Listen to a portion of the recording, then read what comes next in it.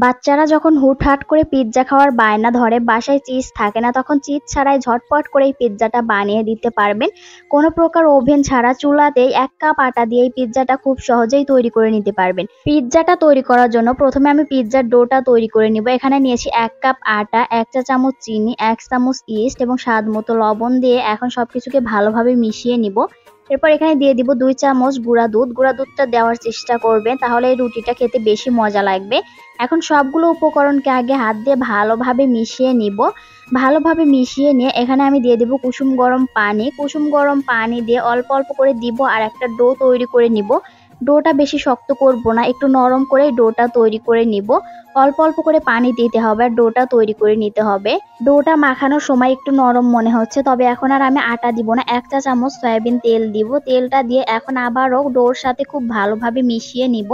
ডোর সাথে খুব ভালোভাবে মিশিয়ে নিয়ে এখন আমি এটাকে 1 ঘন্টার জন্য ঢেকে রেখে দিব।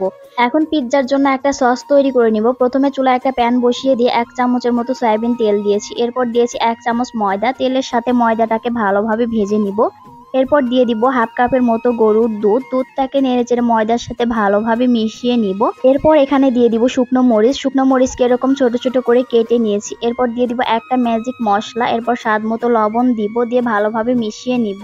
ম্যাজিক মশলাটা দেওয়ার চেষ্টা করবেন, তাহলে এই সসের স্বাদটা আরো বেড়ে যায়। এরপর সামান্য একটু গোলমরিচের গুঁড়া দিব, দিয়ে আবারও ভালোভাবে মিশিয়ে নিব। সব শেষে দিয়ে দিব 1 চা চামচ চিনি। এখন আবারও নেড়েচেড়ে 1 মিনিটের মতো রান্না করে নিব। সসটা যখন এরকম ঘন হয়ে যাবে তখন চুলা থেকে নামিয়ে নিব। এখন চুলা থেকে নামিয়ে একটা বাটিতে ঢেলে নিব। সসটা কিন্তু দেখতে অনেক সুন্দর হয়েছে এবং এই সসটা খেতে এত বেশি মজার হয়। এখন চিকেন ভেজে নিব। প্রথমে চুলা একটা প্যান বসিয়ে দিয়ে পরিমাণ মতো তেল দিয়েছি। এরপর দিয়ে দিলাম চিকেন এবং আদা রসুন বাটা, জিরা গুঁড়া, মরিচের গুঁড়া, গোলমরিচের গুঁড়া, স্বাদ মতো লবণ, টমেটো সস এবং সয়া সস। এখন সবগুলো মশলার সাথে চিকেনটাকে খুব ভালোভাবে ভেজে নিব। 5 মিনিটের মতো চিকেনটাকে ভেজে নিব। চুলার আঁচ বাড়িয়ে দিয়ে এই চিকেনটাকে ভাজতে হবে। চিকেনটা ভাজা হয়ে গেছে, চুলা থেকে নামিয়ে নিব। এদিকে আমি যে ডোটা মাখিয়ে রেখেছিলাম 1 ঘন্টা হয়ে গেছে। 1 ঘন্টাতে কিন্তু ডোটা অনেকটাই ফুলে গেছে। এখন ভালোভাবে মথে নিব। ডোটা ভালোভাবে মথে নিয়েছি। এখন একটা রুটি বেলে নিব। প্রথমে একটু আটা ছিটিয়ে দিয়ে রুটিটাকে বেলে নিব। এই রুটিটা বেশি পাতলা করব না, একটু মোটা করে রুটিটাকে বেলে নিব। এরকম মোটা করে আমি রুটিটা বেলে নিয়েছি, দেখলেই বুঝতে পারছেন। এখন একটা স্টিলের প্লেট নিয়েছি। স্টিলের প্লেটে আর একটু আটা ছিটিয়ে দিয়েছি। এরপর আটাটাকে মাখিয়ে নিয়েছি। এরপর পিৎজার রুটিটা দিয়ে হাত দিয়ে চেপে চেপে ছড়িয়ে দিয়েছি। এরপর সাইডের অংশটা এভাবে একটু মুড়িয়ে দিয়েছি। এখন কাঁটা চামচ দিয়ে রুটিটাকে পুরোটা এভাবে কেচে নিব। এভাবে কেচে নেওয়ার কারণে রুটিটা কিন্তু বেশি ফুলে উঠবে না। পুরো রুটিটা এভাবে কেচে নিয়েছি। এখন রুটির উপরে দিয়ে দিব টমেটো সস। একটু বেশি পরিমাণে টমেটো সস দিয়ে দিবেন, তাহলে খেতে বেশি মজা লাগবে। এখন টমেটো সসটাকে পুরো রুটির সাথে ভালোভাবে মাখিয়ে নেব। এরপর দিয়ে দিব পিৎজা সস। আমি যে সসটা তৈরি করে রেখেছিলাম সেই সসটা পুরোটুকুই দিয়ে দিব। পুরোটুকু সস দিয়ে পিৎজার সাথে খুব ভালোভাবে মিশিয়ে নেব। এই সসটা যত বেশি পরিমাণে দেওয়া যাবে ততটাই বেশি মজা লাগে। তবে আপনারা যখন এই সসটা তৈরি করবেন লবণটা বুঝে শুনে দিবেন।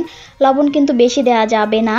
সসটা আমি মাখিয়ে নিয়েছি। এরপর এখানে আমি দিয়ে দিব টমেটোগুলোকে আমি এরকম ছোট ছোট করে কেটে নিয়েছি। এরপর দিয়েছি কিছু পেঁয়াজ এবং ভেজে রাখা চিকেনগুলো। আমার পিৎজাটা সাজিয়ে নেওয়া হয়ে গেছে। এখন পিৎজাটা বেক করে নিব। প্রথমে চুলায় একটা কড়াই বসিয়ে দিয়েছি। কড়াইয়ে একটা বেকিং স্ট্যান্ড দিয়েছি। এরপর পিৎজার প্লেটটা বসিয়ে দিলাম। এখন ঢেকে দিয়ে 30 থেকে 35 মিনিট বেক করে নিব। 30 থেকে 35 মিনিট পরে পিৎজাটা একদম তৈরি হয়ে গেছে। দেখুন পিৎজাটা কিন্তু নিচে একদমই পুড়ে যায়নি, খুব ভালোভাবে কুক হয়ে গেছে। এখন আমি পিৎজাটাকে নামিয়ে নিব চুলা থেকে। দেখুন পিৎজাটা কতটা লোভনীয় লাগছে দেখতে। চিজ ছাড়া যদি বাসাতে এত সুন্দর পিৎজা তৈরি করা যায়, তাহলে কি বাইরে থেকে কিনে খাওয়ার আর কোনো প্রয়োজন আছে?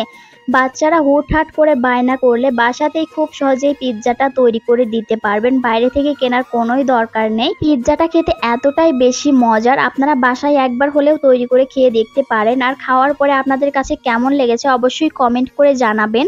আর আমার আজকের এই পিৎজার রেসিপিটি ভালো লাগলে ভিডিওটিতে লাইক, কমেন্ট, শেয়ার করে দিবেন।